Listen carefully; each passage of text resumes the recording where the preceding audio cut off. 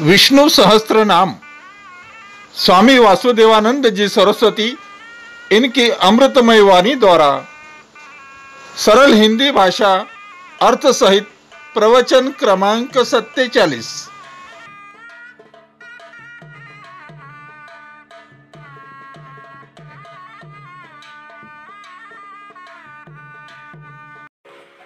विष्णु सहस्त्रनाम प्रवचन क्रमांक 47, श्लोक क्रमांक 17 और नाम क्रमांक 31।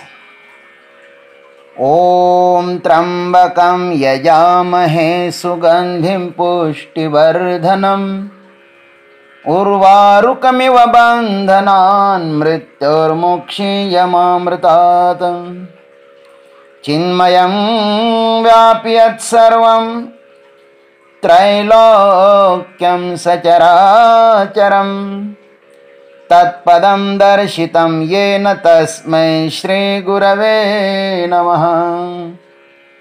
शान्ताकारं भुजगशयनं पद्मनाभं सुरेशं विश्वाधारं गगनसदृशं मेघवर्णं शुभांगं लक्ष्मीकान्तं कमलनयनं योगिभिर्ध्यानगम्यं वन्दे विष्णुं भवभयहरं सर्वलोकैकनाथम्। ओम तत्सत्। सर्वः शर्वः शिवः स्थाणुः भूतादिर्निधिरव्ययः संभवो भावनो भर्ता प्रभवः प्रभुरेश्वरः। ओम संभवाय नमः। ओम तत्सत्। निधि अव्ययः, इस पर हम लोगों ने कल चर्चा की थी। अब प्रश्न यह है कि क्या यह निधि रव्यय परमात्मा कभी प्रकट भी हो सकता है या नहीं। नश्वर धन तो विषय भोग के लिए काम आता ही है, लेकिन यह शाश्वत धन अव्यय निधि जीव के कुछ काम आएगा भी या नहीं। इस पर पितामह कहते हैं, संभवः, वह परमात्मा कैसा है, अपनी इच्छा से भली प्रकार प्रकट होने वाला है वो परमात्मा। भाष्यकार ने भी कहा है, स्वेच्छया समीचीनम भवनम अस्य इति संभवः। अर्थात परमात्मा अपनी इच्छा से भली प्रकार उत्पन्न होते हैं, इसलिए इसे संभव नाम से कहते हैं। संभव भगवान ने गीता में भी कहा है, धर्म संस्थापनार्थाय संभवामि युगे युगे 4:8। मैं धर्म की संस्थापना के लिए युग युग में उत्पन्न होता हूं। अथवा अन्य शास्त्र में भी लिखा है, क्या लिखा, अथ दुष्ट विनाशाय साधुनां रक्षणाय च स्वेच्छया संभवाम्येवं गर्भ दुख विवर्जितः। मैं दुष्टों का नाश करने के लिए और साधुओं की रक्षा के लिए इसी प्रकार अपनी इच्छा से गर्भ दुख के बिना ही उत्पन्न हो जाता हूं। भगवान जब उत्पन्न होते तो उनको हमारे जैसे 9 महीने 9 दिन गर्भ में नहीं रहना पड़ता, क्योंकि जीवात्मा को अपने कर्म का भोग भोगने के लिए इस संसार में अनिच्छा से, इच्छा न होते हुए भी गर्भ में आना ही पड़ता है। इसलिए जीव के पीछे अनादिकाल से यह पुनरपि जननम पुनरपि मरणम पुनरपि जननी जठरे शयनम, यह भवरोग लगा हुआ है।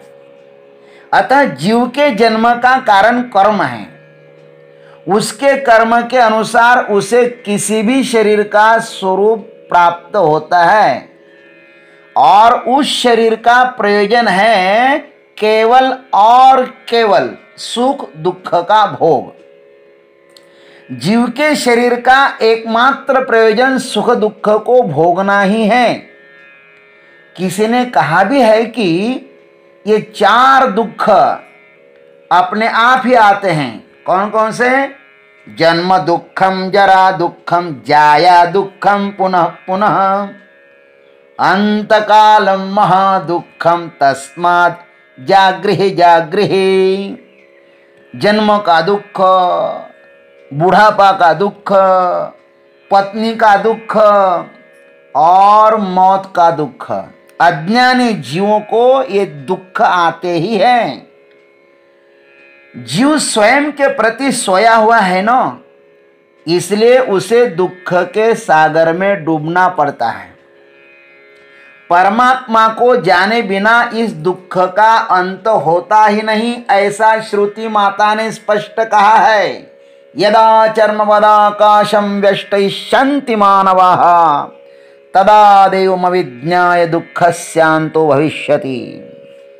इसका अर्थ है, जिस समय यह मनुष्य संपूर्ण आकाश को चमड़े से ढक लेगा, उसी समय भगवान को जाने बिना मनुष्य के दुख का अंत हो सकता है। इसका तात्पर्य यही है कि न आकाश को चमड़े से ढका जा सकता है और न परमात्मा को जाने बिना दुख का अंत भी हो सकता है। इसलिए मेरे भाइयों, परमात्मा को ही जानने का प्रयत्न करना चाहिए। परमात्मा कौन है? वह संभव है।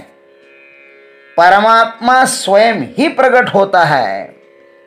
परमात्मा का मात्र कोई भी कर्म शेष न होने के कारण वह अपने बनाए हुए इस संसार में सगुण साकार रूप से स्वेच्छा से ही आते हैं।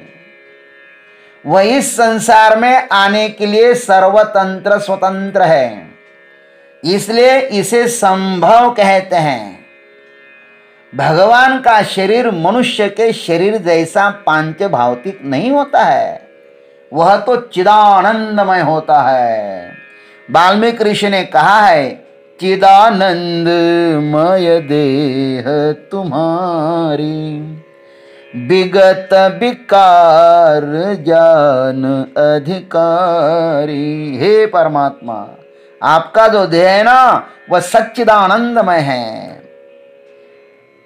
विकार रहित है। अधिकारी पुरुष आपको जान सकते हैं। और भगवान इस संसार में सुख दुख भोगने के लिए नहीं आते, ध्यान रखना।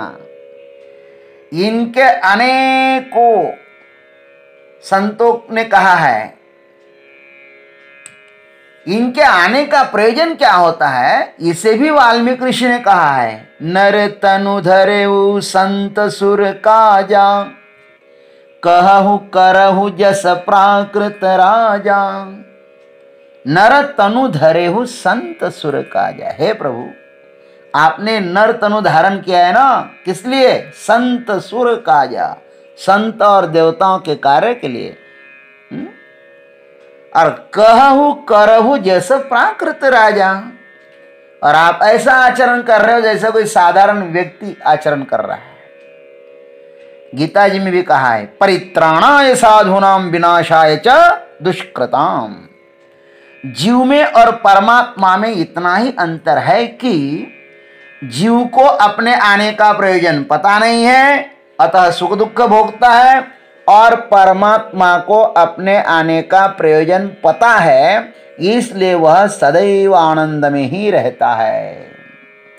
जैसे कोई मुसाफिर रात धर्मशाला में रुके तो वह उस धर्मशाला को अपनी ही धर्मशाला मानकर सुखी दुखी होता है और उसमें अटक जाता है। और दूसरा मुसाफिर उसे दूसरे की समझकर आनंद में सोकर सुबह उठकर आनंद से चला जाता है। धर्मशाला पर ममत्व करना नहीं चाहिए। धर्मशाला ममत्व करने के लिए नहीं होती है। वैसे हमारा शरीर भी धर्मशाला से कम नहीं है। इस शरीर पर ज्यादा ममत्व मत रखो। इसलिए तो विष्णु भगवान को संभव नाम से कहा गया है। गीता जी में भी कहा है कि संभव सर्वभूतानाम 14:3।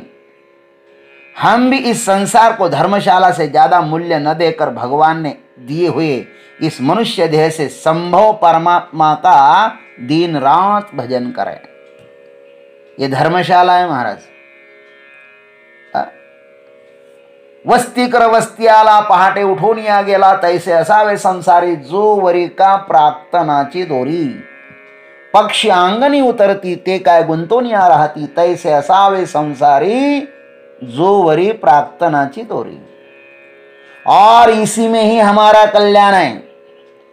इस संसार में सब कुछ संभव है। असंभव नाम की कोई भी वस्तु नहीं है। जो आलस्य, प्रमाद, तंद्रा आदि तमोगुणों से भरा हुआ है, उसके लिए तो मेरे भाई सब असंभव ही है। किंतु जो सदैव उत्साही है उसके लिए सब कुछ संभव ही है। इसलिए परमात्मा को पाना चाहते हो, संभव परमात्मा को पाना चाहते हो तो सदैव उत्साही रहो। मोबाइल के चक्कर में अपना जीवन बर्बाद मत करो। सदा उत्साह में रहो, आनंद में रहो और हर दिन कुछ नया नया करो। केल्यान होता है रे आधी केलेची पाहिजे रे। ओम तत्सत। आज इतना ही। शेष अग्रिम भाग में। जय गुरुदेव, जय जगदीश्वर, जय। हिंदू धर्म जागरण अभियान स्वामी वासुदेवानंद जी सरस्वती, श्री महाकालेश्वर मंदिर परिसर, सांदीपनी आश्रम, निमगांव, तालुका नांदुरा, जिला बुलढाणा, महाराष्ट्र।